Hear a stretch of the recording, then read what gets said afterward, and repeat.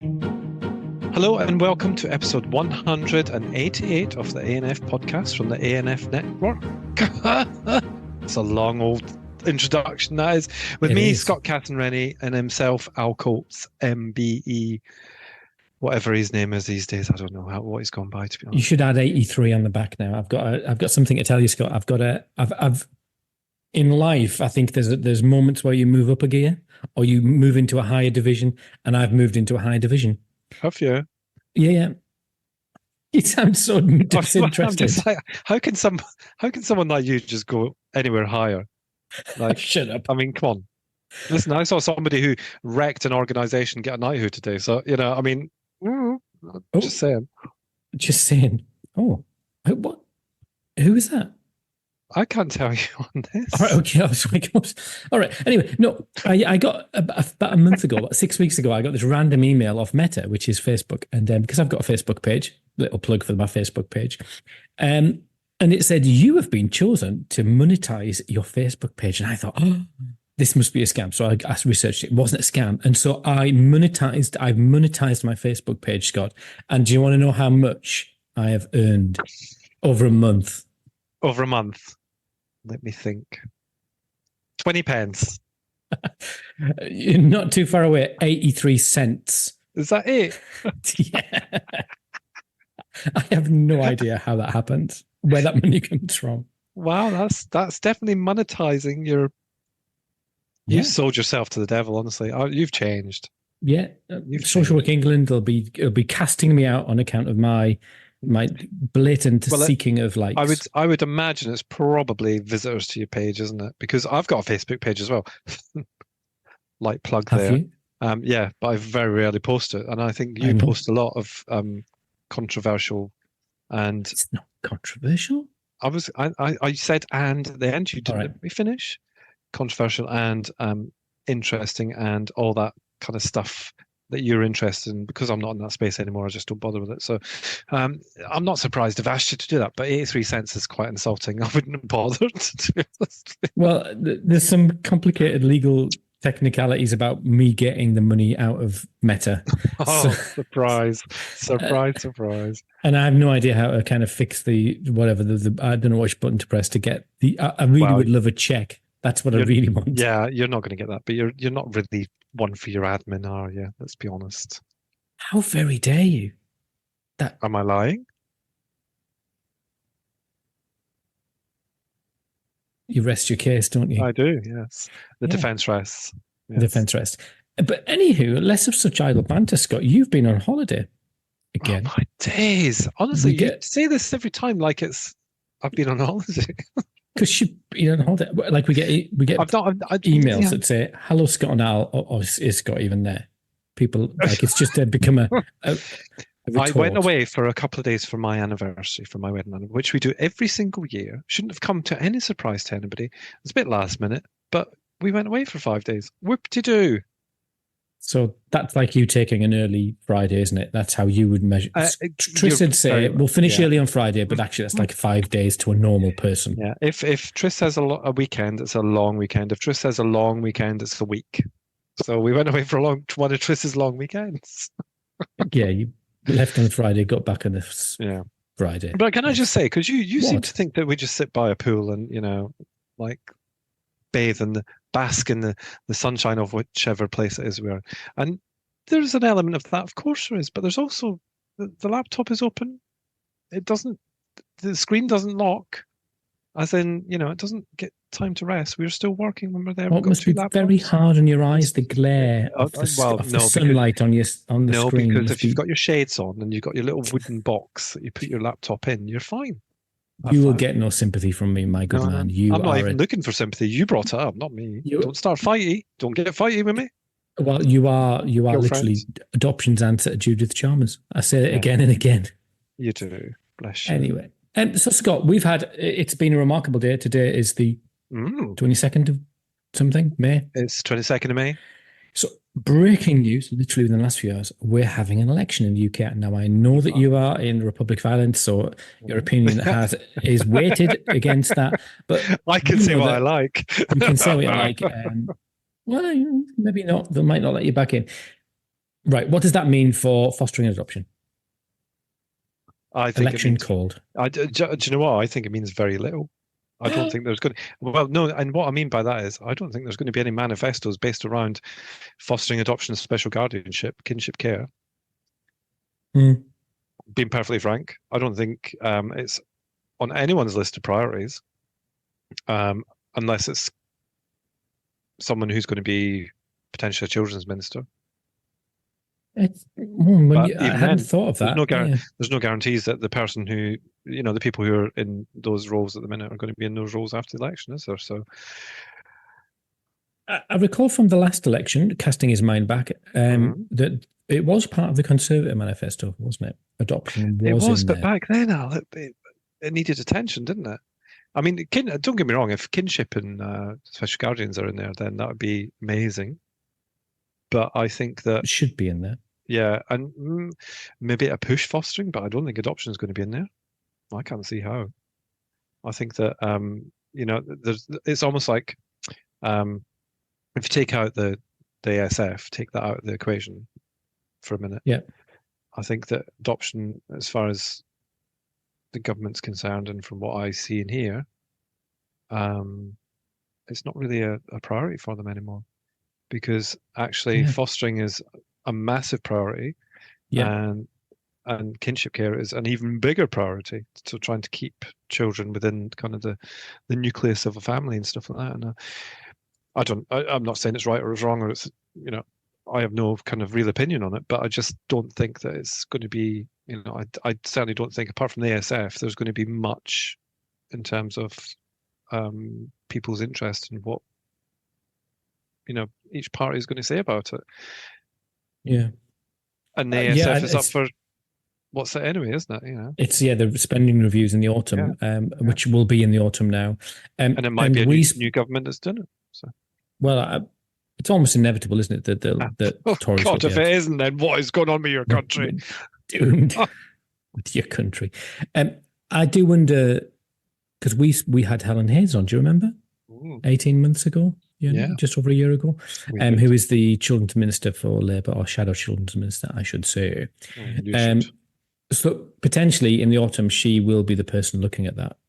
And I just wonder whether, off the back of the care review, whether they will look at the care review, where adoption was a footnote, whether it will be they will just literally run with the kind of key recommendations. And actually, well, even will they run, because the money, was it 200 million was put into specific sort of pilots around adoption, fostering recruitment, about supporting kinship carers. Whether they'll literally just kind of say, well, we're not going to fiddle with this. It's going on when those pilots or those those demonstrations come to a conclusion. It'll rock up to Helen Hayes, and she'll then look at it. I think it'd be a year before. From a perspective that hasn't been looked at before politically. I mean, everything is going to have a different slant to it now, isn't it? There's going to be different priorities, different opinions, and all that sort of stuff. I mean, at the end of the day, human beings are human beings, so you would hope that anything to do with children and families will be a priority for any government. But I just can't see that. I could see them kicking a lot. A lot of the kind of, if it is a new government, which I think it will be, but we have to say if, because we don't know at this stage. But if it is a new government, I can see a lot of kind of potential stuff that's been implemented, especially recently. Because let's be honest, there's.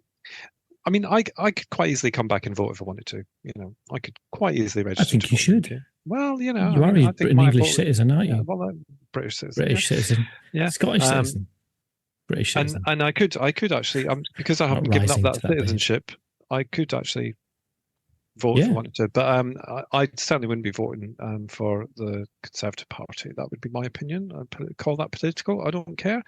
I don't think anyone's surprised by that, Scott. No, I don't think so either. I'm going for your bin face man, or whatever he's called. I don't know. Count bin face. Excellent. But I just think that a lot of the stuff that's happened recently in terms of policy change. You only have to look at the Rwanda policy.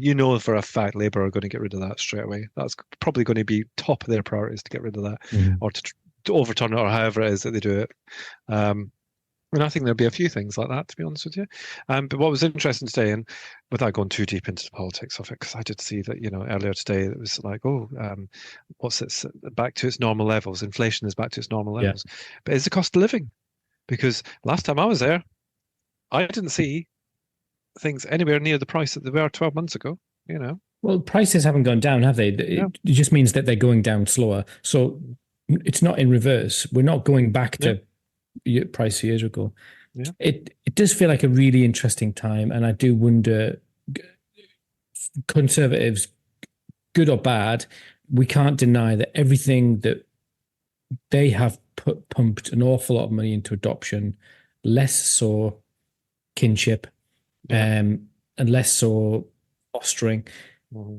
But that, who knows what the particular emphasis will be and how long that'll take to trickle through, because we'll be going into PERDA now, so all of the DFE adopter reference groups will all kind of grind to a halt. I don't think there's anything planned, so I don't think it's a big deal, but it would be really interesting. Can't do all the events they wanted to do. They've all had to go on hold, all that sort of stuff. Yeah, I think it's going to be, it's a fascinating time, I think, when stuff like this happens, because you just realize what stops. And I think I never realized before my time at AUK, before I used to go up the big house, and I didn't know any of this. I knew nothing about this stuff. And now, of course, informed, educated, whatever you want to say, and I just think it's fascinating to watch, because like today, the launch of the adoption barometer in Westminster. Oh, it's really unfortunate timing, isn't it? Yeah. Why are you laughing? I'm laughing because it's just like the timing of it is like it's great for Rishi and his minions, but it's not great for everybody else, is it? Because you all have plans.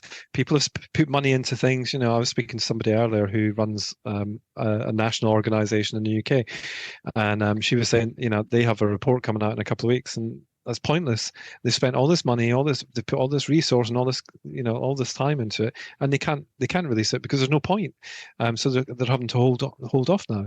They've had to postpone it. But that could have an impact on the future of that organisation. It's daft stuff like that. You just think, really, these guys just don't know how it affects people by just doing random stuff. Yeah, I would imagine if you were Adoption UK, you'd be peed off right now. I did see on LinkedIn, Emily Frith, who's the CEO, she said that, despite the fact that that announcement happened, they still had a number of front benchers in the room when they launched it and stuff like that, and it went well.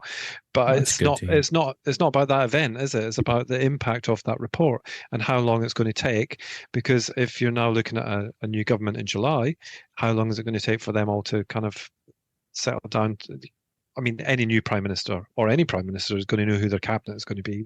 They know who they're going to appoint at this stage. But people have to bed in before they then start picking stuff up. And, that's going to be maybe end of July, mid-August before that happens. So, well, yeah, even then, I think that if your portfolio is children and families, you're sitting down, like you say, even if you have the elections on the 4th, in theory, you'd be in the office on the 5th, potentially 6th, 7th. There might be a cabinet, there might be a new government reshuffle. So it's the Monday. With all the experience we know, is that it takes a minister 6 months to get up to speed. Exactly. Yeah. Because in the middle of that, they're doing them constituencies. I can't talk. I've had a very busy day. And of course, that's if they last 6 months, because we all. Let's hope a new broom will. Well, yeah. I don't know. Well, we know of one that lasted, 5 months? So, who knows? Well, who knows? Yeah, look, when Helen Hayes had an interview with us, so that is the kiss of death, isn't it? That is the podcast curse. Although she wasn't a minister, so that was good. She maybe shadow minister. Immunised her against this. Yeah. Anyway, the adoption barometer came out today, and I thought could you bear me reading a little bit of the executive summary? Well, yeah, but before you do, I mean, was there, because I had a look at it, and it seemed to me that it had been broken down into the 4 nations rather than just an overall executive summary. Am I correct in that assumption? Or was there one that I couldn't see? No, because I was on it yesterday morning and I couldn't see it. See, you pretend not to be interested, but you were like a cat, weren't you, on a mouse? You were waiting for it. Waiting by your email machine, waiting for it to come through. Well, I know it's been separated out. I mean, I think there's an overall summary, but then it's been broken down into how each of the nations do, which I think is really interesting. And so this is is this the fourth annual stock take? No, this is sixth, isn't it?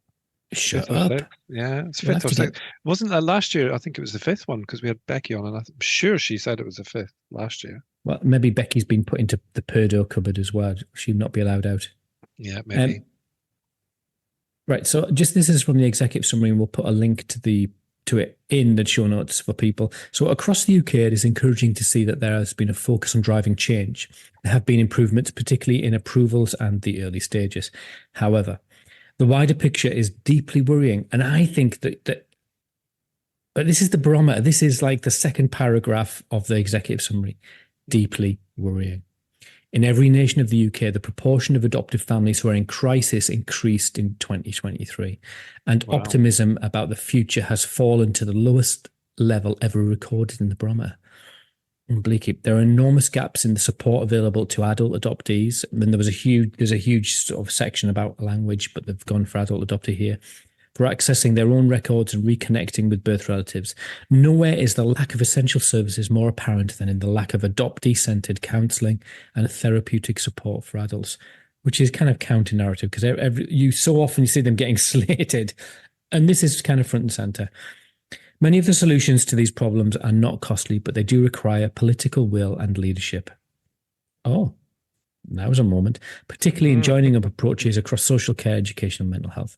Governments and adoption services must listen to adoptees and adopters to ensure that services are grounded in lived experience, available when needed, and fit for the decades to come. Nothing I don't agree with there. Nothing you don't agree with? No, there's nothing I don't disagree with. Oh, okay. Yeah, I was going to say that's controversial, isn't it? I think it's all rubbish. Everything's fine. That's one. I mean, I think that kind of reflects what I just said earlier. Really, that it's funny because I've been watching this. I don't know if you've seen it. Comedy on Apple TV. I don't know if you've got Apple TV or if anybody's got Apple TV. Actually, I don't know how we've got Apple TV because I don't know how we pay for it. It doesn't come out of any of our Somebody's bank account, paying for it. But is the podcast paying for it? No, definitely not. The podcast doesn't make any money. What are you on about, man? That is true. Just because you're monetizing your account for 83 cents in a month. The podcast is sponsored by Xlax. Yeah, well, when you've got the shits. Anyway. I have to put an explicit rating on now, don't I? That'll stop all our American cousins listening because they're all probably puritanical. Oh, there, I've insulted a nation. Yeah, so you should put an insulting rating on it. Shush. No, of course we love our American friends. Where was I going on to that? What did I say there? Oh God, I've lost my thread now. Thank heavens. Yeah, so it goes back to what I was saying earlier, which is interesting because I can't remember what I said earlier now. But no, about kind of the lack of, not the lack of interest, but certainly, adoption is way down there now. So if families are feeling unsupported again, we've had regionalisation. That's now fully floated, should we say, like a stock market company. It's often doing its own thing. Interestingly, Adoption England seems to be kind of making a kind of, I don't want to say an impact because it's a new thing. Nobody really knows what Adoption England does, I don't think. We should get Sarah Johal on. Yeah, we should actually, because it'd be good to find out. Yeah, she'll have nothing to do. Do you think Sarah Johal will be in Purda? I don't know. She's a government organisation, isn't she? Maybe. I don't know. Why does it keep putting thumbs down and thumbs up in my screen? Is that because I keep moving my hands? Yeah, we're on Zoom, and Zoom's got this new feature that where if you make rude gestures at one another, it gives you a thumbs up. And so Scott's. But interestingly, so that's that part. But interestingly, I've been watching this comedy on Apple TV called Trying, and I don't know if you've seen it. So it's about a couple. It's a comedy. It's a couple who were trying to have children. They tried IVF, didn't work for them. Took them through various kind of stages, and they eventually agreed to try adoption. And that was, I think it aired in 2020. So we've only just started watching it this week, and it aired in 2020. And there's, it is quite comedic in its approach, but there's also like you could. I mean, you and I would be able to follow the storyline and go, oh, yes, I remember that. Or I'm not sure I was like that. And, that So kind it's of thing. UK based, isn't it? And it's Yes, following it is people UK in the based. Yeah. adoption process. Yeah. And it's Timothy Spall's son. Rafe. Yes. Which I didn't realize. Anyway, that's another thing. But what was interesting is they had a kind of a meet in the park with various prospective adopters, should we say? And when I say prospective, they were going to be applying to kind of go through the process and stuff like that. And they started talking about regionalisation, and I was kind of taken aback by that because in 2020, What? I was like, huh? Do people know about this? Like, do prospective adopters know about that regionalisation and stuff? But I think that the barometer is kind of that is telling really if families are feeling less supported, even now. 2024. When was the barometer open for responses? Was it? It runs Back end of last year, or was it this year? Yeah, I think it is the back end of the year, isn't it? Yeah. So that's quite telling for 2023 when that is people are feeling, excuse me, the worst than they have done for the last 5 or 6 barometers. And is that just telling of the political situation where everybody's actually feeling just let go? I don't know. Well, it is peculiar, isn't it? Because you think there's never been less money put into the Adoption Support Fund, which is a pot of money available for children. Yeah. And there's regionalisation was meant to be the cure-all or resolve some of those issues, and it maybe isn't. Mm. And I quite regularly see adverts for staff for RAs, which maybe isn't that unusual, but I don't know. I think if the resources aren't there for the RAs to run effectively, is it an impact of cost of living and not cost of living, but austerity and whatever we're in now, whatever this is, the version of austerity this is, that actually you still need people to man it. And I think that's always been one of my serious criticisms is when we looked at do you remember the Vision 2020, which came out in whatever, which was this plan. And there was the 3 pillars, which was one, recruitment, support, and staff. And it just felt like the actually training of staff has always been the weak point, retention of staff, and you need people to man the services. You can have the best service in the world, but if you've got one member of staff less than you need, then it becomes problematic, doesn't it? Yeah. Or if you've got half your team are newly qualified or whatever, then that becomes an issue as well. It's and also these barometers are now dealing with families who will have had a lot more in terms of information when they've gone through the process than we may have done 15, 16, 20, 25 years ago in terms of what to expect. So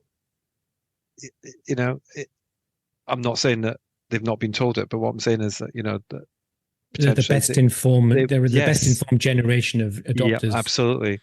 And probably the most educated, equipped. I don't know. So if they're feeling it, that's not a good thing, is it? No, it's not. I mean, I've been on panel now for 6 months, and obviously I can't, So and that's proper grown-up panel, so it's all very, very sensible. Sensible. I do have to be sensible. But it's really interesting seeing who's coming through, and it's really interesting to see the children who are being sort of matched for adoption, and kind of. I read a statistic just this week: 75% of children who are currently being adopted potentially have FASD. That was an estimate. 75%. And you think that right now it looks like a certain thing, but in 10 years' time, that cohort of families, that's really tricky. It can be really tricky. Can be. Absolutely. Yeah. Well, I'll tell you, we're doom mongering today, aren't we? We've gone from the highs of me getting 83 cents. Sorry, cents. It's very important. I probably have to set up some sort of international bank account, won't I, to get cents from the US? Yeah. Well, no, because if you've got an IBAN, they can just transfer it, can't they? Oh, I do have an IBAN. Yeah. Well, there you go. Which reminded me, so I do some work Minter's Coats will have that 83 cents spent, so let's be honest about it. Yes, we've got loads of guests lined up. So this is a bit of a kind of, it's not a filler. It's just kind of a catch up, touch base. Do you use LinkedIn? I do. More and LinkedIn's- more and Yeah. more, actually. A lot more than I used to. I don't pay for it though. Do you pay for it? Nor do I, buggery. I don't pay for nothing in life. Jesus. I'm sorry. Sorry. I apologize. No, that's like Besmirch you. when old Elon changed. I still can't call it X. I'm still going to call it Twitter. When he changed the verification process, and because you said to me, "Should we pay for that? Because then we'll have a blue tick." And I'm like, "I am not paying to get a blue tick. No, thank you." Mortified. I'm verified on LinkedIn. Can I just say I'm verified? I have a gold tick on LinkedIn. Oh, get you, Mr. Lardida. I know, and I'm not telling you how I got it because that's the only place I've got a tick, and you haven't. So, all right, well, I'm going to work on that. But do you know what? This really worried me. I had a really quite a terrifying moment because I looked on. It gives a feature on LinkedIn who's been looking at a profile, which is great. I love that. But because I don't have the paid for version, it kind of hints. It's because some interesting people were looking at you, and then it came up and it said 2 members of the Canadian Revenue Service have been looking at my LinkedIn profile, and I went cold because I do work in Canada, online in Canada, and with the online support group, and the peer support network, and I thought, oh my goodness, the Canadians are coming to get me. This is. Or maybe it could be your cousins. It's probably my cousin. He's probably reported you because I was talking to him last week and I said that you were doing a lot of work in Canada and that you paid off your mortgage and everything with the money. So, yeah, 83 cents. Oh, it's different. North America, it's all the same. So I'm slightly concerned. And for a moment, I did think about getting the month's free trial so I could find out who's been looking at my thing. Well, but I you do can love see it. some of them. I mean, not all of them, but I think if they have certain settings, you can't see who it is. But you can soon narrow it down as well because generally it's people that know of you. Although I do get some random ones. I mean, you get people trying to sell you stuff. So try, and especially because like the stuff that I do as well, I've started getting emails from people through LinkedIn saying, I've tried to contact you through LinkedIn, but you didn't reply. So I'm sending you this email. And it's like, no, you didn't really try to contact me through LinkedIn. You're just assuming, so there's a lot of spam and kind of stuff going on as well. Yeah, there's a bit of that going on. Like Dave from Taiwan who wants to help you grow your business, right? No, thanks, Dave. I love it. How are your SEOs and your website? And I think the funniest ones that we get are to the A&F podcast email and people saying, we've seen your website. And we're like, well, we haven't got a website. So how have you seen our website? So it's just delete straight away. We're not even engaging with them. You have segued beautifully, Scott, into my next item. Look at me doing it again. Your instincts are so good. You've just got instincts, haven't you? Instincts. Scott, we've got lots of really interesting guests coming up, and we've got the Fostering Network who are coming on, and they've had a busy fortnight, but because it was Fostering Fortnight finished on Friday gone. It was, and we were very naughty this year because we didn't actually do anything for it. So our apologies to all our we did try and get Fostering Network to come on. We did, but they're a bit busy with the Fostering Fortnight. So, but again, did you see anything of it, or were you too absolutely bug all? Yeah. I mean, I saw a few things, but so here's the thing, though, Al. Do you think that because of the situation with Twitter, let's be honest, because I wonder with the situation on there if people are actually engaging, and all the algorithms are shot. Nobody really gets to see what they want to see now. You used to follow somebody, and then you would see their tweets. I refuse to call them posts. Tweet. I'm staunch on this. Twitter is Twitter. It's not X. Okay. It's a line you've drawn. It's the hill you're dying on. Elon. I don't know what his name is, but anyway, Elon Musk actually asked a question at the weekend. He said, "Do you still refer to it as Twitter, or do you now call it X?" And I'd say 90%, 95% of who answered said, "Yeah, it's still Twitter, mate." So he went as far as to change the URL, so it now is it goes to X rather. Anyway, you're not bitter. No, not at all. But I just don't like it anymore. Anyway, but I do wonder if maybe the kind of decrease in terms of engagement with social media has maybe had an impact on that, and also changing algorithms and stuff like that. Because I use TikTok more than I used to use Twitter anymore. You're very big on TikTok, I've heard. I'm very big on TikTok. I've not posted for a while. Have you got any money off TikTok yet, though? That's the real measure. See, that's the thing. Oh, no, because it's very different in Ireland on TikTok. We don't have a TikTok shop in Ireland. Can I just say? We can buy 100 bog rolls for 20 pence or however many it is that you can in the UK off TikTok shop. No, that's the thing, apparently. I came to the UK a couple of weeks ago and my TikTok changed. And I went, what's that button there? So I pressed it and it took me into the TikTok shop. And it I was don't like, even know what you're talking about. well, yeah, well, if anybody's on TikTok who's listening, they'll know what I'm talking about. But anyway, there's a TikTok shop where you can buy 100 bog rolls for 50p kind of thing. I'm surprised the good Mrs. C hasn't found it yet. Don't open that window into that Pandora's box Pandora's box lid. Yeah. I'm but mixing my yeah, so metaphors. I do wonder if part of it is to do with kind of the social media change, because there has been a change. You know, you've had Threads come along. I don't really use Threads. I don't know. Do we need another one? I don't know. I find myself using Facebook more now than I have done for years. I think a lot of people are using Facebook a lot more.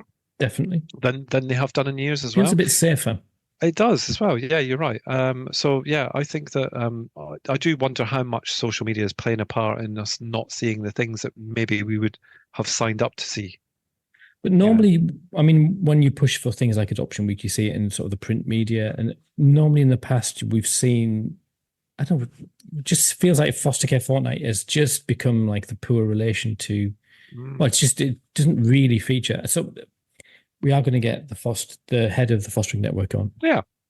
It'd be interesting to find to get another perspective on fostering as well. Absolutely. But very nicely put.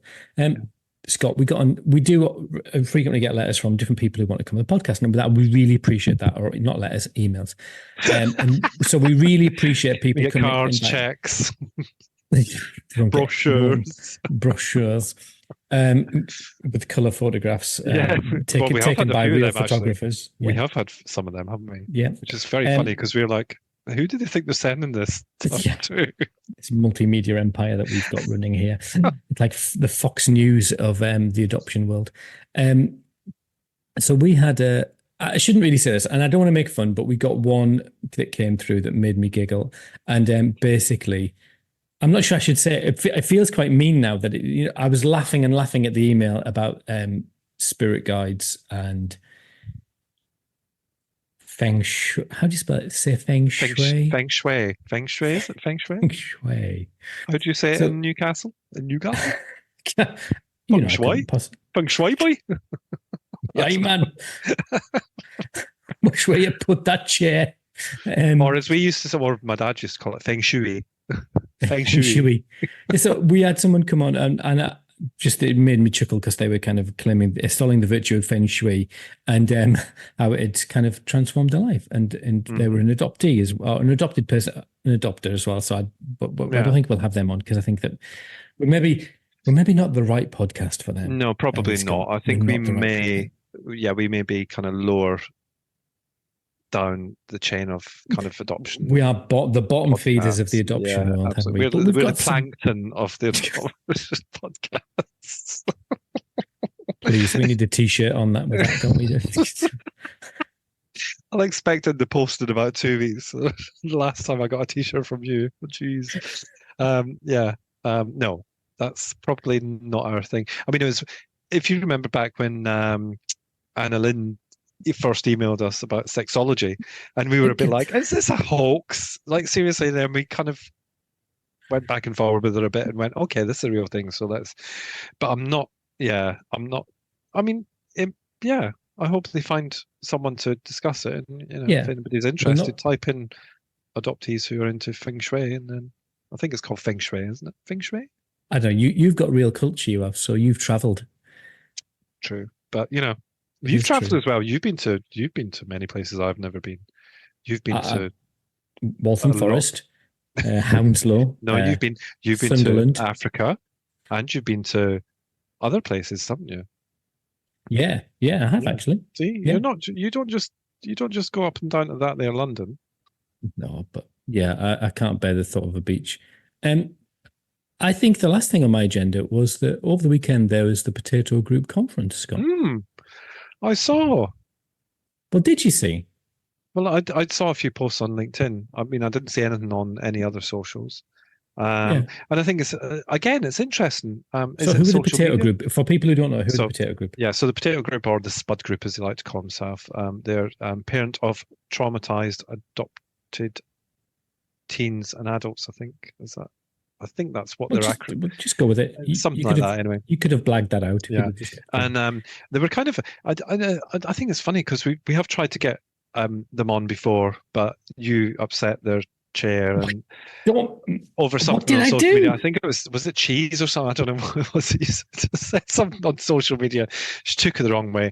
She's actually really nice if you don't put a keyboard in front of her and you actually speak. Do you know what I mean? She's one of those that maybe doesn't Yeah, translate onto. I've had a I don't care lovely chat anymore, with to be her. honest. I don't live in the UK. Anyway, she's lovely. But yeah, so it's a group that actually was a bit of a spin-off when years ago when Adoption UK were going through a kind of tumultuous time. They weren't really, and I'm talking like 2007, 2008, maybe 2009, when Adoption UK really weren't catering for this kind of new issue that was coming through in adoption Yeah, back then.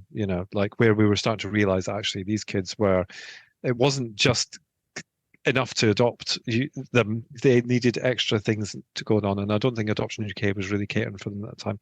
So anyway, they set up because of that, and essentially that they're I think they're doing some great work actually. Again, it's just if you take a keyboard away from them, because it doesn't really translate into typing. But actually, if you're having conversations, then they know their stuff. They know their onions or the potatoes, should we say?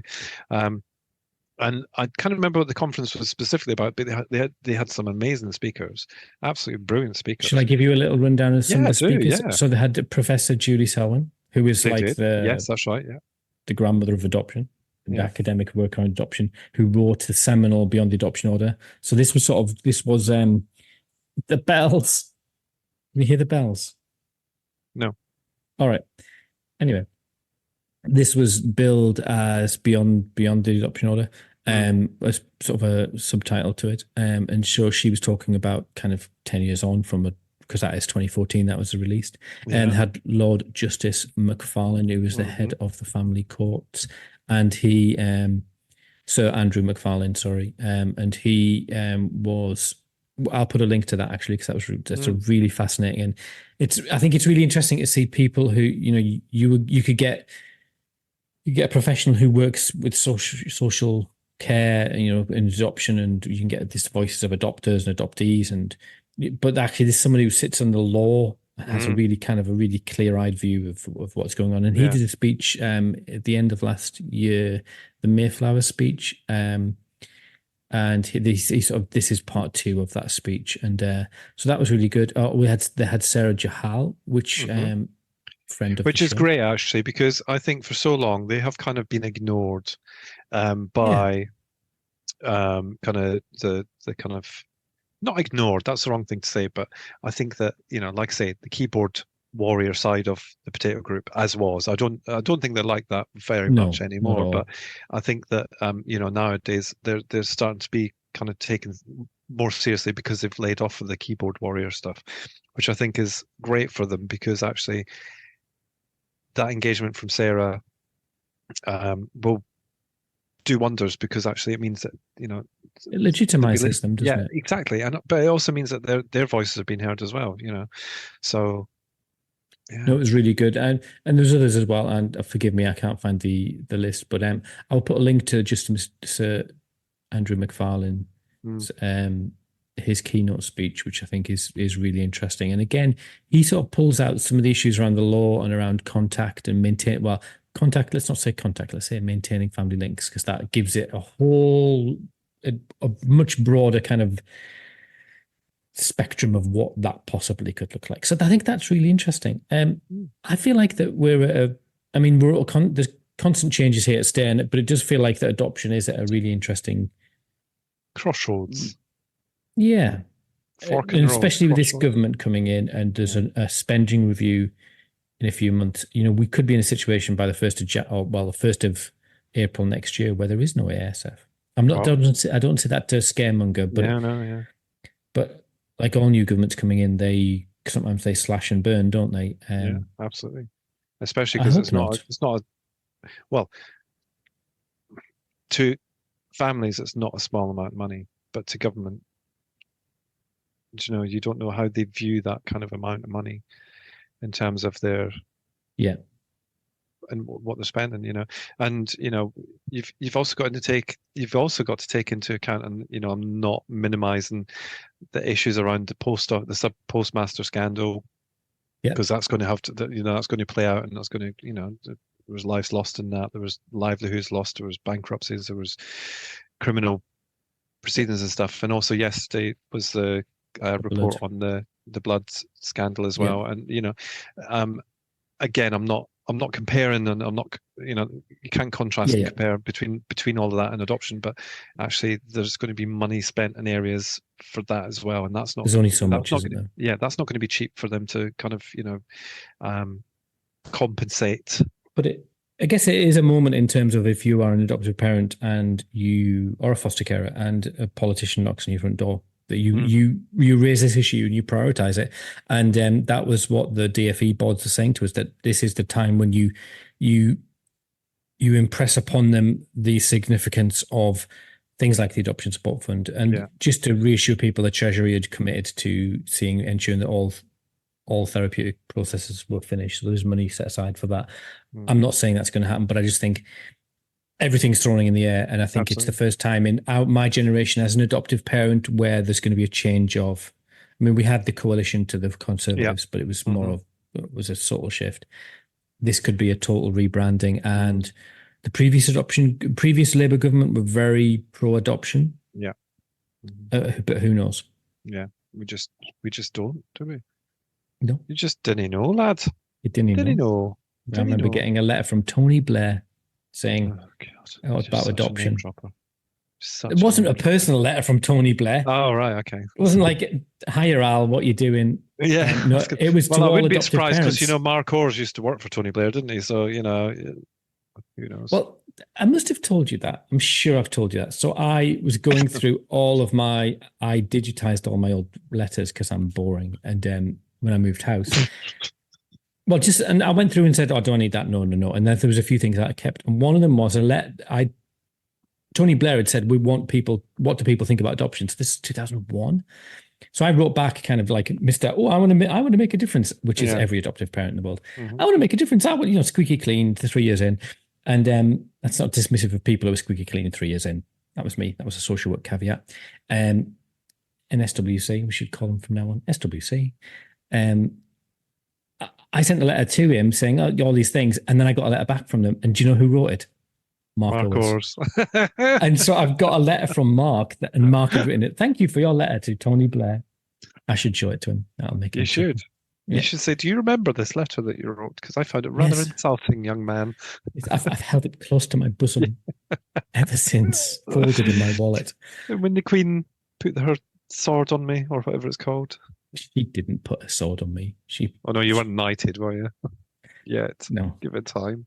Oh, shut up. You're so bitter. You are the bitterest Scottish man that I know. Do you know what? I just don't care anymore. I think that's more what it's about. I don't care anymore. You know, we're coming to the end of, and I said this to you the other day, didn't I? We're coming to the end of the formal education. We're in the final 2 weeks of all three of our children going through formal education. And I'm just so over it all now, to be honest with you. You know, I mean, he's doing the equivalent of A levels over here, so he's gone another 2 years beyond. You know, I was hoping it would finish 2 years ago. You know, no, I'm joking. I didn't, because we always knew he wanted to do. Kind of the higher stuff, but and we're just coming to the end of that, and it just, I mean, blimey, you know, it works very different over here, as you know. So you have Monday was his graduation from high school, if you like, but he's still in school. So they have this kind of lunchtime event where they all get certificates, and, you know, this one gets a certificate, that, blah, blah, blah, you know, so it's a little bit like... Do they do that most likely to go to prison? No, they do that themselves, actually. So the kids do that themselves. They've got they do like a yearbook thing, and it's... I don't think that was one of the things that was in it, but it did say... I can't remember what he said his was, but it was most likely to do something anyway. I think it was something to do with Game of Thrones or something, I can't remember. And it was like Jacob, and I was like, oh, okay, that's fine. Most likely to kill someone with the sword. No, don't say that. For goodness sake, man. Anyway, so Monday was there's kind of that, and then in the evening they had a mass at church, Oh, and of course, I'm sorry, and we spoke about it with him at length about the maths because he obviously has been in high school since the first year of high school here, which was yeah, the third year of high school in the UK because of the yes. differences in ages and the years and stuff like that. So he's been going to maths and he's been doing the wafer and all the stuff. He's been Yeah. doing all of that because he said, well, food is food. So, it might be a bit of paper, but it's still food. And he said, look, I don't expect you to come because like Yeah. the church roof would cave in if I It'd walked be into any struck church. by Yeah, lightning, you exactly. combust And spontaneously. then they had a night out, and they're not officially at school, but they're still at school, kind of thing. But it just hit me on Monday that this has happened because it's what we've been kind of waiting for. You've been holding your breath for so many Yeah. years. And then all of a sudden it comes and it just like grabs you. And I found myself in the ceremony, if you like, for the graduation.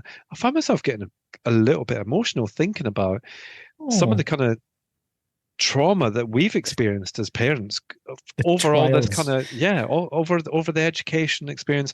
And I was thinking about the different education systems that we've experienced. I mean, personally I've experienced three, but one of them was my own experience. It wasn't my children's experience, Yeah. kind of thing. And just the differences and the fights and how funding looks differently in each of the countries and all that sort of stuff, because here it's very different. Like, schools are funded very differently to the Yeah. UK. There's no assumption of an EHCP or, pupil premium plus and all that sort of stuff. That sort of stuff just does not exist here. So it's been a fascinating journey. It really has. But I will be glad when he's done his exams, which are over the next kind of 3-4 weeks. So school finishes this week, Yeah. but the exams they continue over because they're now finished for the summer. And then hopefully he'll get the results he wants to go to university in September. That's all kind of sitting there waiting. But It's a it's just been a journey. It's been a well, I don't want to dismiss it at all because I think that it is a really significant part of the parents of children with complex needs, mm, whether that be adversity, neurodiversity, whatever. That school is just such a massive deal, yeah, and the amount of time and energy and heartache that goes into just getting kids to school, or absolutely. just keeping kids in school, or trying to have a positive experience in school Yeah, for so many families is you just cannot diminish that because it is. If you go onto the AUK chat rooms or you go on mm, to if you start a conversation that starts with this thing happened at school, you just see the comments and the people engaging, going, yeah, that's our story. yeah, And that's not to have it be negative with schools, because I think no, I've had a lot of amazingly positive experiences. yeah. And I don't think I've ever met an educator that I thought you're purposefully going out of your way to do Mm. harm. Well, you're not. I I mean, can I can maybe introduce you think to of, quite a few, but that's not for in this. but I think but it's easy it's easy when you're in this side of the fence to Mm, then start to believe that everyone is that person. yeah, And it's just absolutely. not true.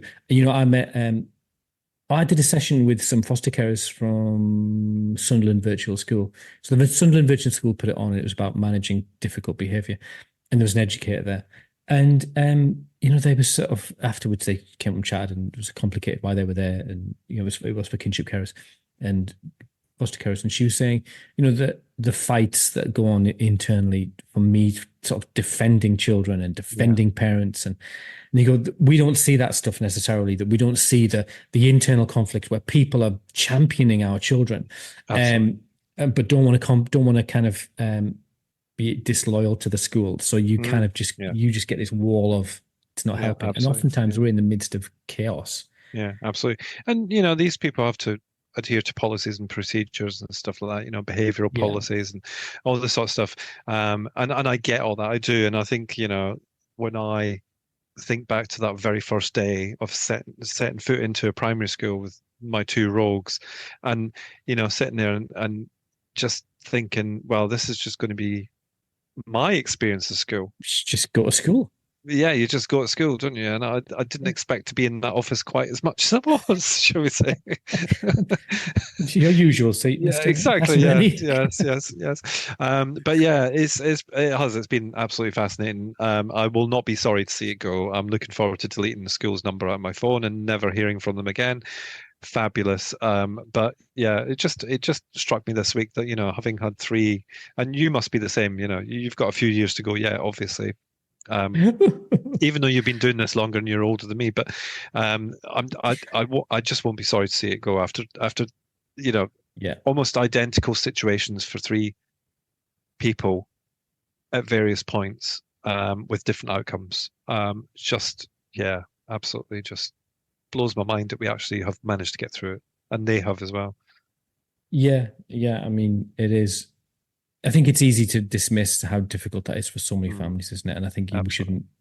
Yeah. Um, yeah, and yeah, we've been really lucky in terms of good staff, but a lot of people don't Yeah. get that, so No, it's really tricky. absolutely. Well, Scott, I think we should call it quits. Well, We've I done was a just sort going to of a say, filler. I have a little bit of a thing to say Oh, do just you? for, because obviously, we do Are you sometimes just announcing your mention things. retirement? No, not yet. So I did want to say that I'm actually doing an event with Barnardos in Ireland for adoptive dads. Sure. I am. And I just wanted to make people aware, really, if we have any Irish listeners, there may be some mums who are listening who are going, yeah, you need to go to that or whatever, because you know what we're like. You know what us men are like. We don't like to take part in stuff like that. Oh, Um, well, but this is we a should do dad's a group. podcast about this. Yeah, we should. We should. So it's a dad's group, and it's on the 13th of June at 7 o'clock online. I'm going to be doing it with Andrew, who works at Barnardo's in the Yes, post-adoption team. It'll be interesting because we're doing it in Ireland and we're both Scottish and we both live in Ireland. So that's a bit dodge. it's a thing Um, going on. but yeah, so if anybody is connected in with Barnardo's, or you can go to their website bernardos.ie and look for the post-adoption support. So, You can could you give us the register. link, and I'll pop that in the show I notes? could do, yes. I shall actually. Yes. Yes, why not? Let's do Do you that. know, But I just wanted to mention it in case there's anybody from Ireland listening, And as we know, Ireland is very different in terms of adoption. So I'm sure I'm actually looking forward to it because I think it'd be fascinating to hear the different stories. we And really need to do an episode on dads because I think yeah, that I was in a group today with predominantly women, and the conversation it came around to dads again. It was like, how do we support our partners and our husbands? And I wish my husband was here, and I wish my partner was yeah, here. And that is just an ongoing refrain. I think that it really deserves, yeah. you know, every time I And hear how do that we? conversation. Yeah, Sorry. it's interesting because we had our FASD Ireland peer group last Thursday, and it was me and females. Yeah. And I would love to know how to engage, how to get dads to come along because, do we need a separate group? Can they come to this group? What is the dynamic that goes on that stops dads coming forward?